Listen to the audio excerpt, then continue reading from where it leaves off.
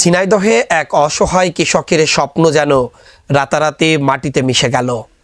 দীর্ঘ পরিশ্রম আর আশা নিয়ে আবাদ করা তামাক ক্ষেত কেটে দিয়েছে দুর্বৃত্তরা।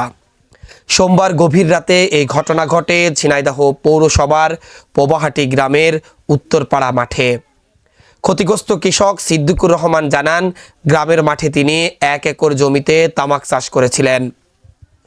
ফসল ভালো হওয়ায় এবার কিছুটা লাভের আশাও করছিলেন তিনি, কিন্তু রাতের আধারে কে বা কারা তার জমির 2 স্থানে মোট 10 শতক তামাক কেটে নষ্ট করে দেয়।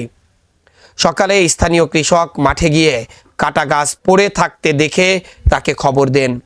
খবর পেয়ে সিদ্দিকুর রহমান ছুটে গিয়ে দেখেন, সবুজে ভরা যে ক্ষেতটি ছিল তার স্বপ্নের প্রতীক, সেখানে এখন কেবল কাটা গাছ আর নষ্ট ফসলের স্তূপ। কৃষক সিদ্দিকুর রহমানের অভিযোগ, সামাজিক বিরোধের জের ধরেই প্রতিপক্ষরা পরিকল্পিতভাবে এই নাশকতা ঘটিয়েছে। তার ভাষায়, দিনরাত পরিশ্রম করে ফসল ফলায় আর কেউ এসে মুহূর্তে তা শেষ করে দিল। এখন আমি কিভাবে সংসার চালাবো? এই ঘটনায় প্রায় 50,000 টাকার ক্ষতি হয়েছে বলে জানান তিনি। স্থানীয়রা ক্ষোভ প্রকাশ করে বলেন, একজন পরিশ্রমী কৃষকের সাথে এমন শত্রুতা মানবিকতার পরিপন্থী।